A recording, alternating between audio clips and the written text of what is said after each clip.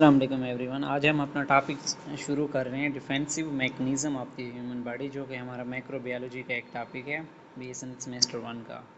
ठीक है, सबसे पहले हम देखते हैं हमारे पास डिफेंसिव मैकेनिज़्म होता क्या है। वो वाला हमारे बॉडी का सिस्टम जो हमें जर्म्स के खिलाफ बचाता है, ठीक है, प्रोटेक्ट करता है। फॉर एग्जांपल हमारी आर्मी का काम करता है, जैसे हमारे किसी भी कंट्री की आर्मी होती है उस मुल्क को प्रोटेक्ट करने के लिए, इसी तरह हमारे ह्यूमन बॉडी को प्रोटेक्ट करने के लिए हमारी जो बॉडी है उसको क्या बोलते हैं हम, डिफेंसिव मैकेनिज़्म, जो हमारे बीमारियों के खिलाफ लड़ती है या जरासीम के खिलाफ लड़ती है। सबसे पहले हम देखते हैं ऑब्जेक्टिव कौन कौन से आते हैं हमारे पास। किसी भी चैप्टर के ऑब्जेक्टिव को सबसे पहले देखना चाहिए, क्योंकि उससे हमें पता चलता है हमारी जो चीज़ें हैं कौन सी चीज़ें हमने पढ़नी है इस लेक्चर के अंदर। To recognise the significance of the immune system in combating infection and disease, to distinguish between the innate and adaptive immunity, to know the humoral and cellular components of innate immunity। ठीक है, ये थे हमारे objective जो हमने इस lecture में cover करने हैं।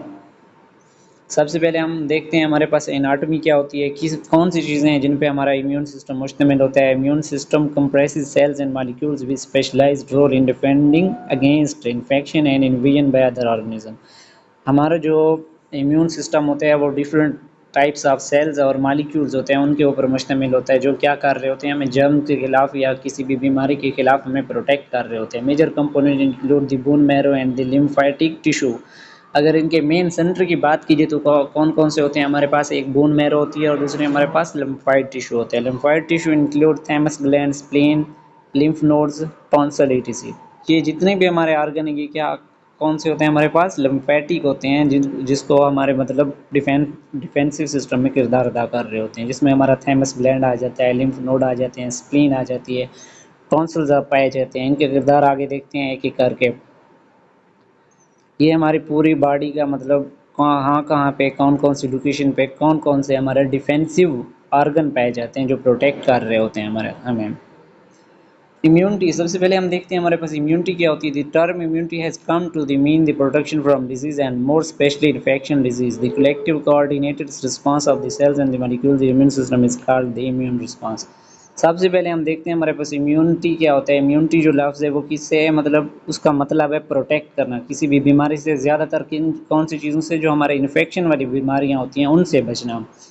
और इनको अगर कलेक्टिवली बात करी जाए, एक ही साथ बात कीजिए, तो ये क्या होता है, हमारी बॉडी का पूरा रिस्पांस होता है जो किसी भी इन्फेक्शन के खिलाफ या किसी भी बीमारी के खिलाफ हमारी बॉडी शो करती है, रेजिस्ट करती है। The system in the body responsible for maintaining homeostasis by recognizing harmful from non harmful organisms and produce an appropriate response। ये हमारे बॉडी का एक ऐसा रिस्पॉन्सिव सिस्टम है, क्या कर रहे होते हैं, जो किसी भी बीमारी के खिलाफ या इन्फेक्शन के खिलाफ रिस्पांस शो करता है और हमारी बॉडी की जो होम्योस्टेसिस का प्रोसेस होता है उसको क्या करवाता है, मेंटेन करवाता है। अगर हम होम्योस्टेसिस की बात करें तो जितने भी हमारे बॉडी के सिस्टम है उनको उनकी नॉर्मल रेंज में रखना, उसको हम बोलते हैं होम्योस्टेसिस। और ये क्या करवा रहा होता है, जितने भी नुकसानदेह या गैर नुकसानदेह जरासीम वगैरह आते हैं उनसे अप्रोप्रिएट रिस्पांस देता है, उनको जवाब देता है, उनसे सामना करता है।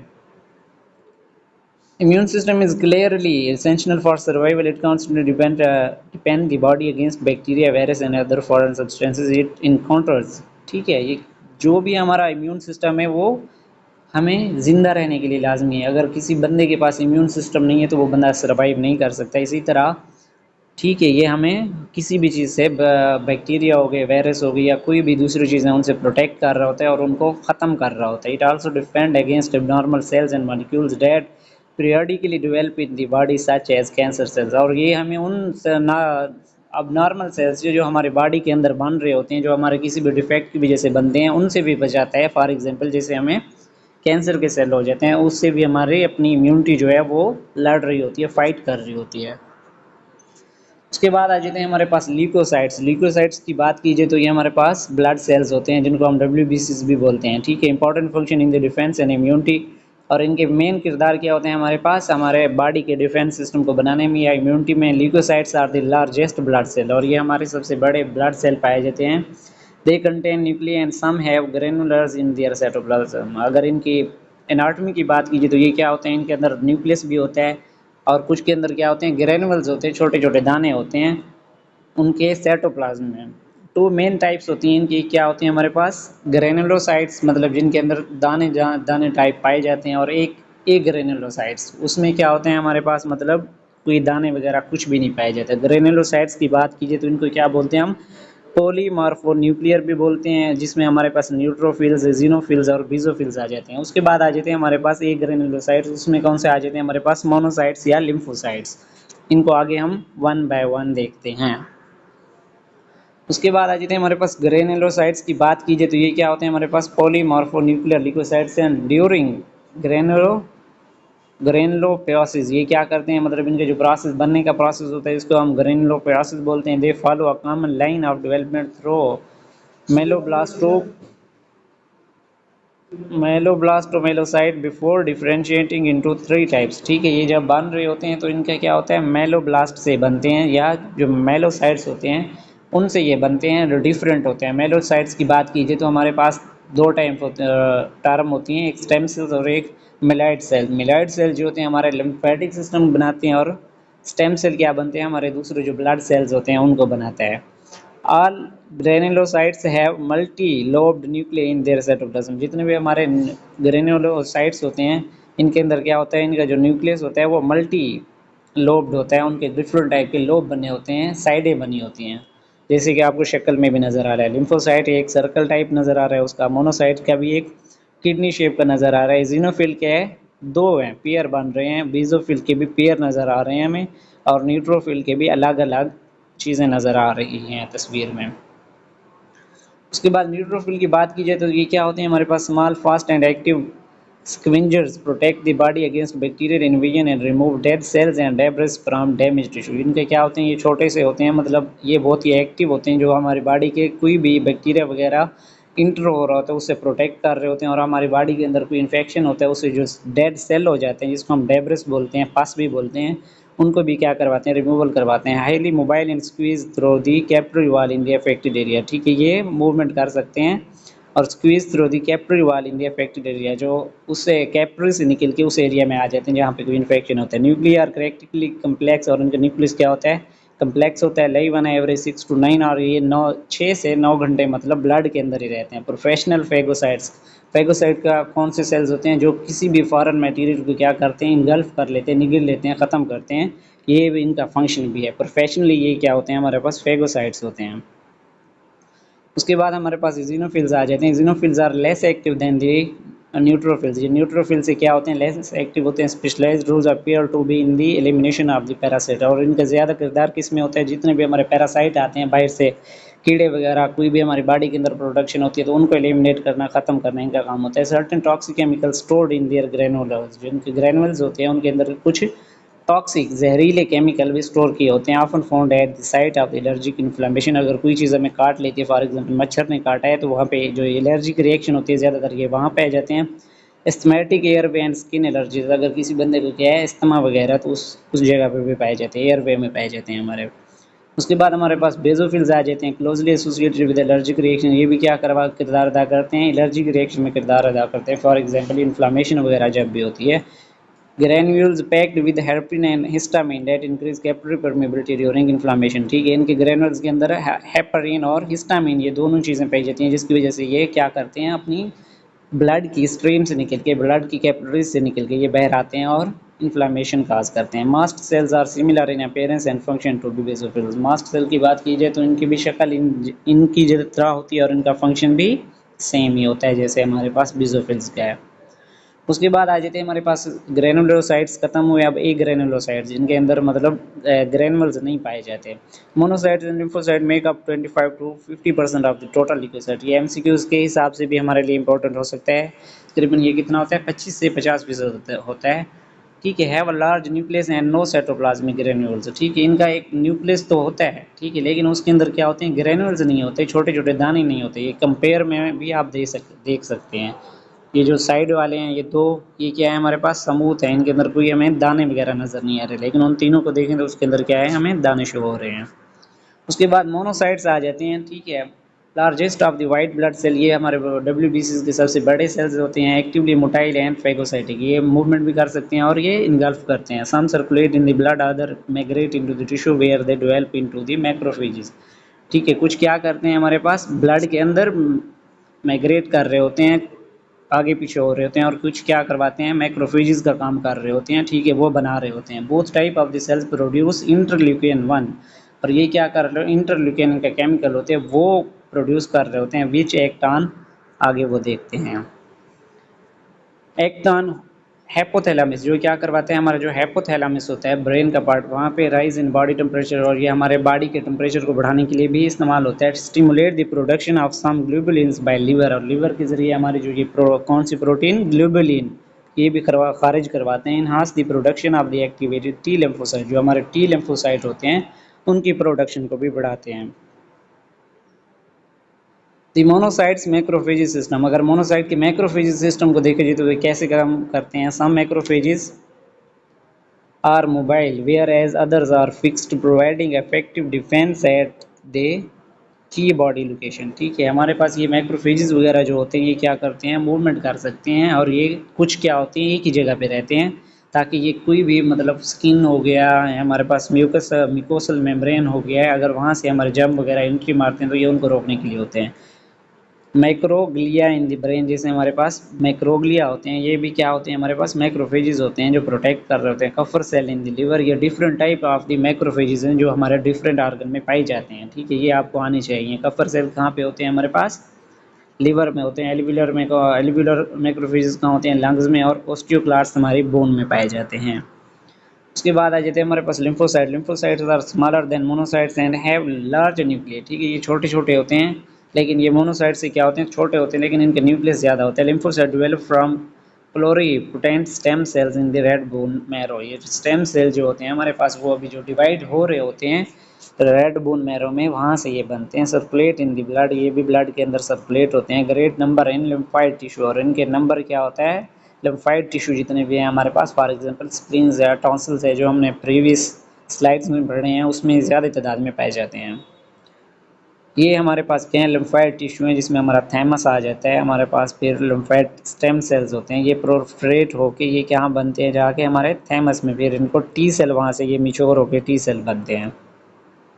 उसके बाद आ जाते हैं हमारे पास नेचुरल किलर सेल्स। ये क्या होते हैं, natural killer cells do not attack invading microbes directly, the kill cell of the body that have been infected with the virus, they kill not by phagocytosis but rather by creating a hole in the plasma membrane of the target cell protein. ठीक है, अगर इनकी बात कीजिए तो natural killer की, जैसे पीछे वाले हमारे इजिनोफिल वगैरह जो अटैक कर रहे थे, जितने भी हमारे बैक्टीरिया इंटर हो रहे थे उनको मार रहे थे, ये वैसा काम नहीं करते। लेकिन जो वायरस या बैक्टीरिया से सेल इन्फेक्ट हो जाए तो ये क्या करते हैं, उनकी सेल मेम्ब्रेन के अंदर एक होल बनाते हैं, सुराख बना देते हैं, और फिर वहाँ से क्या करते हैं, जितनी भी उनके सेल की प्रोटीन वगैरह उनको टारगेट करते हैं, ख़त्म करते हैं। Perforins are released from the natural killer cells and insert into the membrane of the target cell forming a pore. ठीक है, परफोरिन इनके पास होती है नेचुरल किलर सेल के पास, जो क्या करवाते हैं, किसी भी मतलब इन्फेक्टेड सेल में इंटर होने के लिए, मेम्ब्रेन को तोड़ने के लिए इस्तेमाल करते हैं, और वहाँ पे एक सुराख बना देते हैं। This pore allow water to rush into the target cell which then swells and burst. ठीक है, वो उसके बाद वो जो सुराख बनते हैं वो क्या करते हैं, जितना भी बाहर वाला बॉडी का वाटर वगैरह आ रहा होता है उसको सेल के अंदर आने देते हैं, और फिर सेल क्या होता है, स्वेल हो जाता है और फट जाता है, ख़त्म हो जाता है। नेचुरल किलर सेल ये हैं, आप इनकी देख सकते हैं स्ट्रक्चर। ठीक है, प्रोटीन डेट किल इनवाइडिंग माइक्रोब्स, कौन सी प्रोटीन होती है जो हमारे अगर माइक्रोब वगैरह, माइक्रो वायरस हो गया, बैक्टीरिया हो गया, वो बॉडी के अंदर इंटर हो रही है मारती हैं, वो देखते हैं हम। Complement system is the major humoral non specific defence mechanism. Complement system की बात कीजिए तो ये वो वाला हमारा सिस्टम होता है जो सारे सिस्टम मिल के, जितने भी हमारे सेल हैं मिल के एक रिस्पॉन्स शो करते हैं सेल को ख़त्म करने के लिए। Approximately 20 different proteins that circulate freely in the blood plasma. ठीक है, तकरीबन हमारे पास 20 ऐसी प्रोटीन होती हैं जो हमारे ब्लड के अंदर क्या कर रही होती हैं, फ्रीली मूवमेंट कर रही होती हैं, जो इस काम में किरदार अदा करती हैं। Aggregate to form a membrane attack complex. ठीक है, ये क्या करती हैं, किसी भी मेम्ब्रेन के ऊपर अटैक करने के लिए एक रास्ता बनाती हैं। Forming a pore like produce by natural killer, ये भी क्या करती हैं, पोर सुराख बनाती हैं नेचुरल किलर की तरह मेम्ब्रेन के अंदर। Water enter through this pore causing the cell to swell and burst. ठीक है, जो हमारे पास वाटर होता है वो देन क्या करता है, इंटर होता है उसी पोर के थ्रू, और वो क्या करवाता है, सेल को स्वेल करवा के उसको ख़त्म करवा देता है, फट जाता है सेल। ये देखें, ये हमारे पास एग्जाम्पल है, मतलब पानी क्या हो रहा है, हमारे सेल के अंदर आ रहा है तो उसकी इलास्टिसिटी ख़त्म हो जाती है। ज़्यादा जैसे गुब्बारे के अंदर बहुत ज़्यादा पानी भरें तो वो फट जाता है, इसी तरह हमारा सेल भी क्या होता है, एक टाइम के बाद फट जाता है। उसके बाद डेंड्राइटिक सेल की देखते हैं हम। Are antigen presenting cells, their main function is to process antigen material and present it on all the surface of the T cells of the immune system. They act as messengers between the innate and adaptive immune system. उसके बाद dendritic cell की बात कीजिए तो ये हमारे पास क्या होते हैं, एंटीजन प्रेजेंटिंग सेल। कोई भी हमारे बॉडी में मैक्रोब्स अटैक करते हैं तो उनके पास एक स्पेसिफिक एंटीजन होता है, उनके एक अपना फ्लैग होता है। ये उनको क्या करवाते हैं, शो करवाते हैं अपने सेल्स को, टी सेल्स को। टी सेल फिर क्या करवाते हैं, उस चीज़ को ख़त्म करवाते हैं। ये मतलब पैसे पहचान के लिए अहम होते हैं, पहचानने के लिए किरदार अदा करते हैं। और इनका दो काम कौन से, हमारा इम्यून सिस्टम होता है इनेट में या अडाप्टिव में। इनेट और अडाप्टिव क्या होता है वो हम आगे देखते हैं। Dendritic cells are present in those tissue that are contact with the external environment such as the skin and the inner lining of the nose, lungs, stomach and intestine। और डेंड्राइटिक सेल ज़्यादातर कहाँ पाए जाते हैं, जहाँ हमारा external environment के साथ जो चीज़ें टच हो रही होती हैं। फॉर एग्जांपल हमारी स्किन हो गई, उसके बाद हमारे पास नोज़ हो गया, लंग्स हो गया, उनकी जो म्यूकोसल मेम्ब्रेन होती है वहाँ पे पाए जाते हैं। ठीक है, ये कोई भी हमारे पास सेल आते हैं तो ये क्या करवाते हैं, उनका एंटीजन जो है वो शो करवाते हैं। Once activated they migrate the lymph nodes where they interact with T cells and B cells to initiate and shape the adaptive immune response। ठीक है, लिम्फ नोड की बात कीजिए तो ये हमारे लिम्फेटिक सिस्टम में, आपने इसको अच्छी तरह पढ़ा होगा। एक्टिव होने के बाद वहाँ पे माइग्रेट करते हैं, वहाँ पे चले जाते हैं जहाँ पे ये क्या करते हैं, टी सेल्स के साथ या बी सेल के साथ इंटरेक्शन करके हमारा इम्यून रिस्पांस शो करवाते हैं। अब हमारी बॉडी का जो रिस्पांस है वो शो करते हैं। ये इनकी शेप होती है, ठीक है, फ्लावर टाइप, इनको आप देख सकते हैं। उसके बाद क्या आ जाता है, हमारे पास ओवरव्यू देखें हमारा इम्यून सिस्टम क्या होता है। The immune system is composed of two major sub division. ठीक है, हमारे दो सब डिवीजन होते हैं, इनेट और नॉन स्पेसिफिक, अडाप्टिव और स्पेसिफिक। ठीक है, एक इनेट होती है या नॉन स्पेसिफिक होती है। किसी भी टाइप के हमारे पास सेल्स रहेंगे, जरासीम आएंगे, ये उनके ऊपर अटैक कर देती है, ये नहीं देखते कौन है। लेकिन दूसरी कौन सी होती है, हमारे पास अडाप्टिव होती है या स्पेसिफिक होती है। लेकिन ये क्या करती है, ये मखसूस टाइप्स के डिफरेंट जो जर्म्स वगैरह होते हैं उनके ऊपर अटैक करती है। Innate immune system is our first line of defence against invading organism. जितने जो भी हमारे पास इन्वेडिंग ऑर्गेनिज्म होते हैं, हमारी बॉडी में इंटर हो रहते हैं, उनके खिलाफ ये रिस्पॉन्स शो कर होती है। लेकिन अडाप्टिव की बात कीजिए तो ये क्या होती है, हमारे पास सेकेंड लाइन। अगर हमारा इम्यून सिस्टम इनेट फेल हो जाते तो फिर वो अडाप्टिव उसकी चीज़ के खिलाफ रिस्पांस देता है दूसरे नंबर पे। ठीक है, ये हमारे पास जो पैथोजन वगैरह होते हैं, ठीक है, उनको रिस्पांस देती है दूसरे नंबर पे, पहले पे इनेट देती है। Each of the major sub division of the immune system has both. ठीक है, इन दोनों के अंदर क्या होते हैं, सेलुलर भी होती है और ह्यूमरल भी होते हैं। ह्यूमरल की बात कीजिए तो वो आगे हम देखते हैं। ठीक है, सेलुलर की बात कीजिए तो उसमें हमारे टी सेल्स इन्वॉल्व होते हैं, और ह्यूमरल की बात कीजिए तो उसमें हमारे पास बी सेल्स वगैरह इन्वॉल्व होते हैं जो क्या करते हैं, एंटीबॉडीज बनाते हैं। Innate immune system also has an anatomical feature that function as barrier to infection. ठीक है, इनका मेन किरदार की बात कीजिए तो स्ट्रक्चर की बात कीजिए तो ये किसी भी इन्फेक्शन के खिलाफ बैरियर, रुकावट का काम करते हैं। Innate and adaptive immune system both function to protect against invading. लेकिन दोनों की बात कीजिए तो इनका फंक्शन क्या होता है, हमें किसी भी मैक्रो ऑर्गेनिज्म के खिलाफ प्रोटेक्ट करना। Defer in a number of वे, लेकिन इनके जो रास्ता होता है, काम करने का तरीका होता है वो डिफरेंट होता है और उनकी क्वांटिटी भी डिफरेंट होती है। Adaptive immune system requires some time to react an invading organism. ठीक है, अडाप्टिव सिस्टम को क्या होता है, एक मैकेनिज्म की ज़रूरत होती है, इसको टाइम लगता है थोड़ा। ठीक है, लेकिन innate immunity constitutively present and ready to be mobilised upon infection. ये क्या करती है, मतलब ये कॉन्स्टिट्यूटली मुकम्मल तौर पे पाई जाती है हमारी बॉडी के अंदर, जो इन्फेक्शन वाली जगहों पे मूवमेंट करवाती है। Adaptive immune system is antigen specific. ठीक है, ये क्या होते हैं, ये स्पेसिफिक चीज़ों के ऊपर अटैक करते हैं। लेकिन इनेट की बात कीजिए तो वो किसी भी जर्म्स के ऊपर अटैक कर देती है। ठीक है, उसके बाद अडाप्टिव डिमोन्स्ट्रेट इम्यूनोलॉजिकल मेमोरी। इनके अंदर क्या होती है, हमारे पास इम्यूनोलॉजिकल मेमोरी होती है। अगर एक दफ़ा उन जर्म्स से वास्ता पड़ता है हमारे इम्यून सिस्टम का, दोबारा अगर पड़ता है तो ये उसको रिकॉल करती है, ये पहचान लेती है। लेकिन इनेट क्या होती है, वो उनके अंदर मेमोरी सेल नहीं काम कर रहे होते हैं। ठीक है, वो उस चीज़ को फॉरगेट कर देती है, हर टाइम वो न्यू अटैक शो करवाती है। ये होते हैं हमारे पास कुछ उनके करेक्टरिस्टिक हैं कि कौन कौन सी चीज़ें किस चीज़ के अंदर पाई जाते हैं। ये क्या होते हैं, एंटीजन इंडिपेंडेंट होता है। ठीक है। इनको क्या है, इनको ज़रूरत ही नहीं है कौन से एंटीजन है कौन सा सेल है, ये इनका काम है बस अटैक करना। अडाप्टिव की बात कीजिए तो ये एंटीजन स्पेसिफिक होते हैं, डिफरेंट टाइप के डिफरेंट सेल्स रिस्पॉन्स शो करवाते हैं। उसके बाद नो टाइम लैग, इसको ज़रूरत नहीं होती, टाइम नहीं लगता शो करवाने के लिए, लेकिन इनको क्या चाहिए होती है अडाप्टिव को, एक टाइम पीरियड की ज़रूरत होती है। ये एक स्पेसिफिक टाइम के बाद अपना रिस्पॉन्स शो करवाते हैं।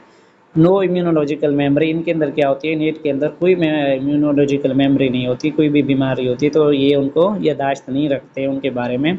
लेकिन अडाप्टिव क्या करते हैं, उन उस चीज़ के बारे में अपने पास इंफॉर्मेशन रखते हैं। ये हैं डिफरेंट टाइप, वो आप देख सकते हैं इनकी। नॉन स्पेसिफिक डिफेंस सिस्टम, ये देखते हैं हमारे पास कोई भी किसी भी चीज़ का मतलब जर्म्स आ गए ये अटैक कर देते हैं। There are 5 main non specific defence mechanism, 5 चीज़ें होती हैं हमारी बॉडी के अंदर जो नॉन स्पेसिफिकली कोई चीज़ देखे बगैर, उनका एंटीजन देखे बगैर ही अटैक करते हैं। डिफेंस एट बॉडी सरफेस, हमारी बॉडी के ऊपर जो स्किन वगैरह के ऊपर इन्फेक्शन होता है उस चीज़ के खिलाफ। फैगोसाइटोसिस, कोई भी हमारे सेल डेथ होते हैं या हमारे पास कोई भी फॉरेन जो पार्टिकल होते हैं वो डेड होते हैं तो उनको ख़त्म करवाना। Natural and anatomical microbial substance या नेचुरल किलर जो होते हैं। इन्फ्लामेटरी रिस्पांस, ये क्या करवाते हैं, इन्फ्लामेटरी रिस्पांस भी हमारे पास क्या है, प्रोटेक्टिव रिस्पांस होता है।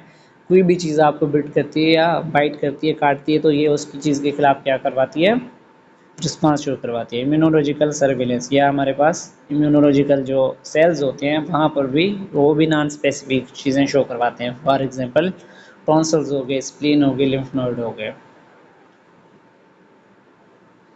ये हमारे पास डिफरेंट टाइप आ जाते हैं इनेट एंड अडॉप्टिव के। इनेट की बात कीजिए तो ये क्या होती है, हमारे पास नॉन स्पेसिफिक होती है, जैसे हमारी स्किन होगी, म्यूकस मेम्ब्रेन होगी। उसके बाद इंटरनल डिफेंस सिस्टम की बात कीजिए तो उसके बाद हमारा फीवर हो गया, फैगोसाइट्स हो गए, नेचुरल किलर हो गए, एंटी माइक्रोबियल प्रोटीन्स होगी या इन्फ्लामेशन होगी, ये सारे हमारे पास क्या होते हैं, इनेट में आती है। अडॉप्टिव की बात कीजिए तो उसमें हमारे पास इम्यूनल इम्यूनिटी, जिसमें हमारे बी सेल्स इन्वॉल्व होते हैं और बी सेल क्या बनाते हैं, एंटीबॉडीज़ बनाते हैं किसी भी जर्म्स के खिलाफ। और सेलुलर इम्यूनिटी की बात कीजिए तो वहाँ पे हमारे पास टी सेल्स इन्वॉल्व होते हैं, डिफरेंट टाइप्स होती हैं टी सेल्स की, वो हम आगे देखते हैं।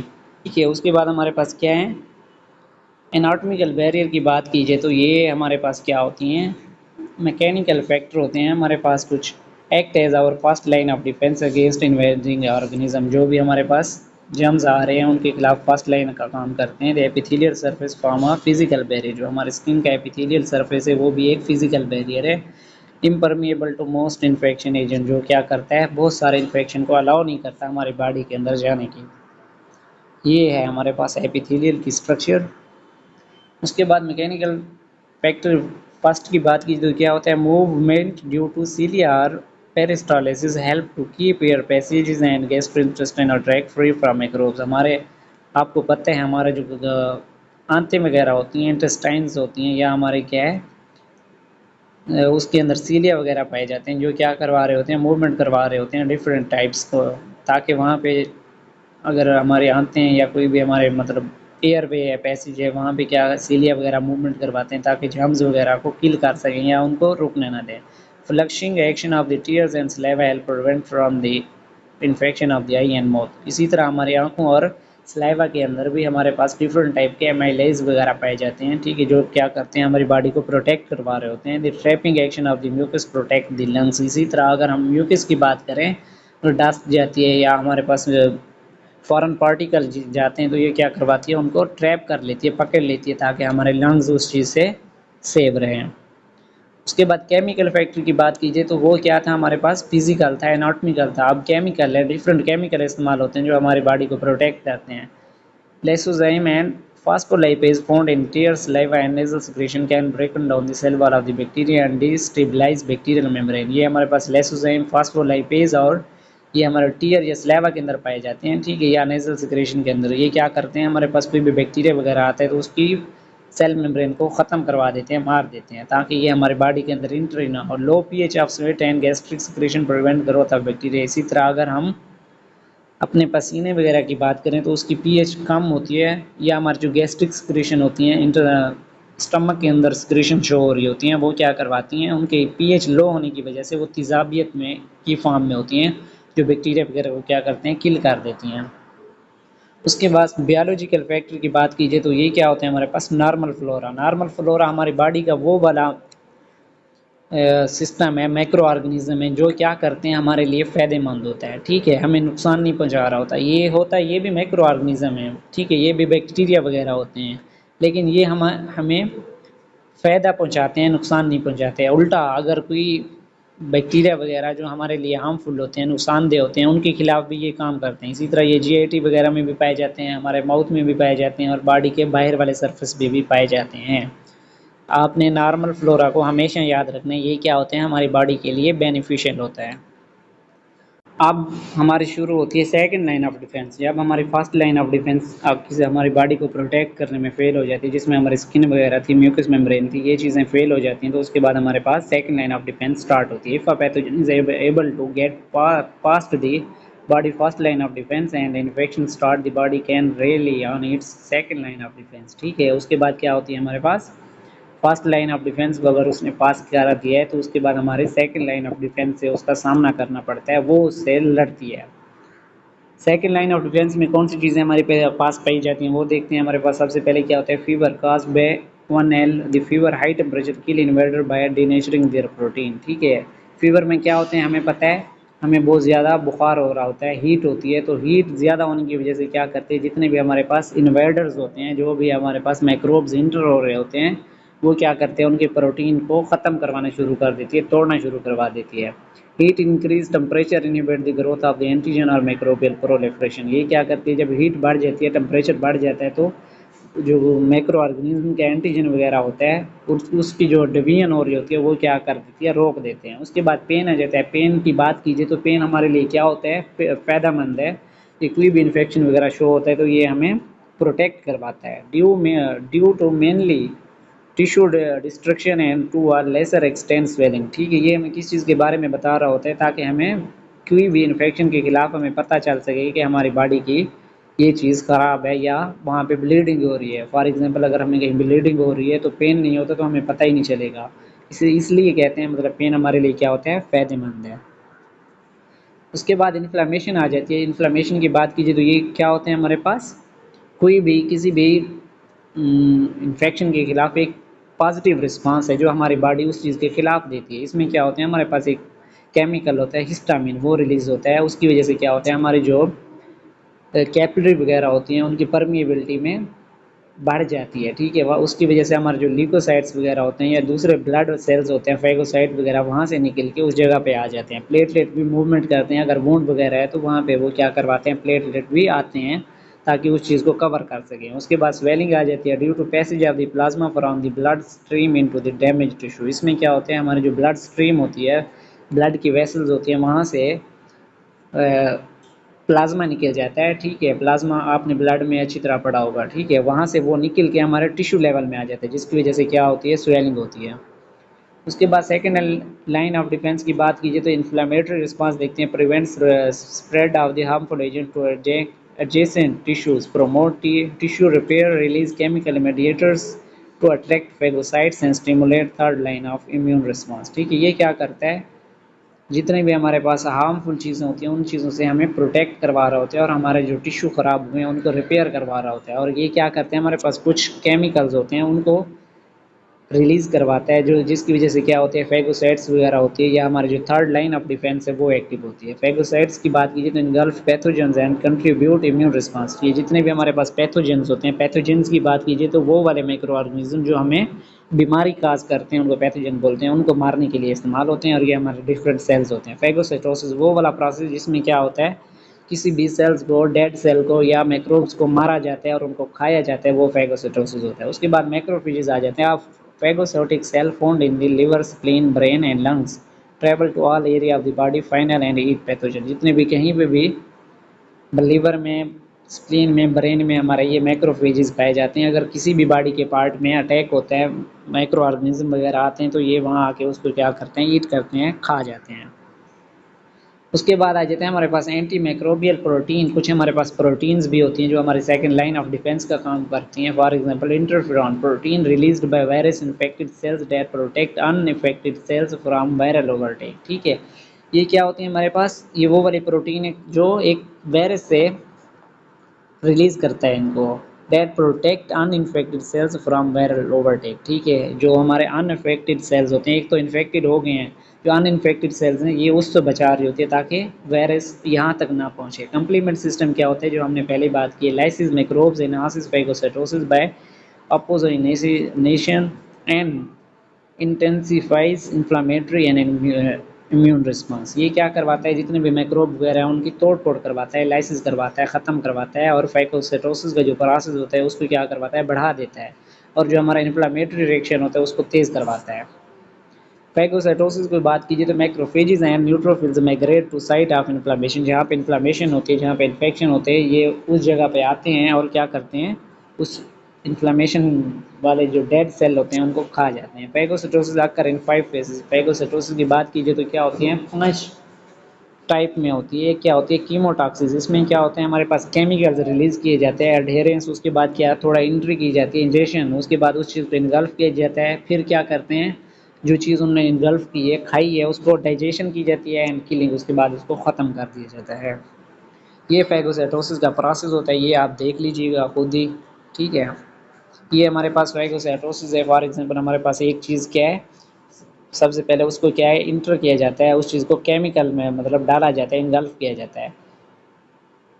सेकंड नंबर पे क्या करते हैं, मतलब फैगोसाइटोसिस फॉर्म सुराख वगैरह बनाती है। उसके बाद थर्ड नंबर पे क्या करते हैं, वहाँ पे केमिकल वगैरह डाले जाते हैं, इंजेस्ट किया जाता है। फोर्थ नंबर पे देखें तो ये क्या करते हैं, उसको छोटे छोटे पीसेस में कन्वर्ट कर देते हैं, कोई भी मैक्रोब वगैरह है। फिफ्थ में बात कीजिए तो ये ख़त्म हो गया, अब ये बॉडी के लिए किसी काम करेंगे, ये बॉडी को नुकसान नहीं पहुंचा सकता। इसी तरह हमारा फैगोसाइटोसिस के प्रोसेस ने उस चीज़ को ख़त्म करवा दिया है। उसके बाद आ जाते हैं हमारे पास की concept of the specific immunity. ठीक है, हम एंटीजन वगैरह जो पढ़ रहे हैं वो क्या चीज़ें होती हैं उनको देखते हैं। सबसे पहले तो हमें ये पता होनी चाहिए हमारी बॉडी के अंदर क्या होती हैं, एंटीबॉडीज़ बनती हैं, और जो हमारे पास मिक्रोब्स वगैरह आते हैं, जो पैथोजन आते हैं, उनके अंदर क्या होते हैं, एंटीजन होता है। हमारी बॉडीज़ उन एंटीजन के खिलाफ काम करती हैं।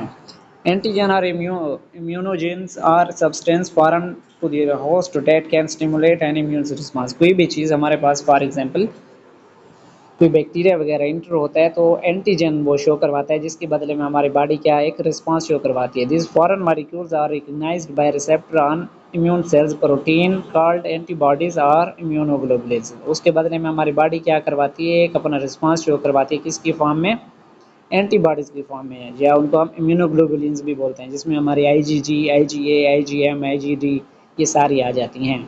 Most antigens are micro molecules. कुछ क्या होते हैं, बड़े मालिक्यूल्स होते हैं। Immunologically active site on antigen are called antigenic determinants or epitopes. ठीक है, अगर वो कहते हैं इम्यूनोलॉजिकली देखी जाए, वो वाली जगह जो क्या करवाती है, हमारे एंटीजन से अटैच करवाती है, जो एंटीजन को हमारी बॉडी के साथ अटैच करवाती है, उसको क्या बोलते हैं हम, एपिटोप्स बोलते हैं, या एंटीजेनिक डिटरमिनेंट्स बोलते हैं। ठीक है, एंटीजन की बात कीजिए तो ये क्या है, epitope small part of N antigen that interact with N antibody. ठीक है, हमारी बॉडी एंटीबॉडी क्या करती है, इस एंटीजन के अगेंस्ट काम करती है। वो वाला पार्ट जहाँ पे हमारा एंटीजन और एंटीबॉडी का इंटरेक्शन होता है उसको हम एपिटोप बोलते हैं। एनी गिवन एंटीजन में हैव सेवरल एपिटोप्स। कोई भी हमारे पास एंटीजन होता है उसके पास काफ़ी ऐसी जगह होते हैं जहाँ पे हमारी एंटीबॉडी जाके अटैच होती है। Each epitope is recognised by a different antibody. हर एक जो एपिटोप होती है वो वाली जगह होती है, वो डिफरेंट चीज़ों से रिकग्नाइज की जाती है, कि इससे हमारी अपनी जो बॉडी की एंटीबॉडीज़ होती हैं उससे ये होते हैं। फॉर एग्जांपल, ठीक है, हमारे पास ब्लू कलर का क्या है, हमारे पास एंटीजन है, और रेड कलर की क्या है हमारे पास, सॉरी, रेड कलर का हमारे पास एंटीजन है, और ब्लू कलर की क्या है हमारे पास, एंटीबॉडी है। ये डिफरेंट साइट्स हैं जहाँ पे हमारी एंटीबॉडीज़ आके क्या हो रही हैं, अटैच हो रही हैं। अगर इन साइट्स की बात कीजिए तो वो क्या होती है, हमारे पास एपिटोप्स होती है। उसके बाद हेप्टिन्स आ जाते हैं। हेप्टिन देखते हैं, इनकम्प्लीट एंटीजन। कोई भी एंटीजन है लेकिन वो कंप्लीट नहीं हुआ तो उसको हम क्या बोलते हैं, हेप्टिन्स बोलते हैं। ये एमसीक्यूज में पूछ सकते हैं, इनकम्प्लीट एंटीजन को क्या बोलते हैं, हेप्टिन्स। A substance of low molecular weight that is not antigenic itself except when combined with the carrier protein। ठीक है, वो कहते हैं इनका ऐसा एक लो मालिक्यूलर वेट वाला मालिक्यूल्स जो एक खुद क्या है, एंटीजन नहीं है, लेकिन जब वो किसी एक ऐसी प्रोटीन के साथ जो उसको लेके आती है उसके साथ मिलती है तो वहाँ पे इंटरेक्शन होके वो क्या बन जाता है, फिर एक एंटीजन बन जाता है, लेकिन उससे पहले वो एंटीजन नहीं होता है, इनएक्टिव होता है। फॉर एग्जांपल किसी पेनिसिलिन वगैरह के साथ रिएक्शन करता है, किसी भी चीज़ के साथ रिएक्शन करता है, तब वो जाके एंटीजन बनता है। Small molecules such as peptides, nucleotides and many other hormone that are not immunogenic but are reactive when attached to protein carrier. वो कहते हैं इसी तरह हमारे पेप्टाइड या न्यूक्लियोटाइड ये क्या होते हैं हमारे पास, या हार्मोन वगैरह हैं, ये हमारे पास एंटीजन नहीं होते हैं, ठीक है। ये हमें क्या करवाते हैं, मतलब कोई बीमारी काज नहीं कर रहे होते, लेकिन जब एक मखसूस प्रोटीन के साथ ये मिलते हैं तो ये हमें एक रिएक्शन शो करवाते हैं। तो ये था आज का हमारा लेक्चर, उम्मीद है आप सबको समझ आया होगा। Thank you.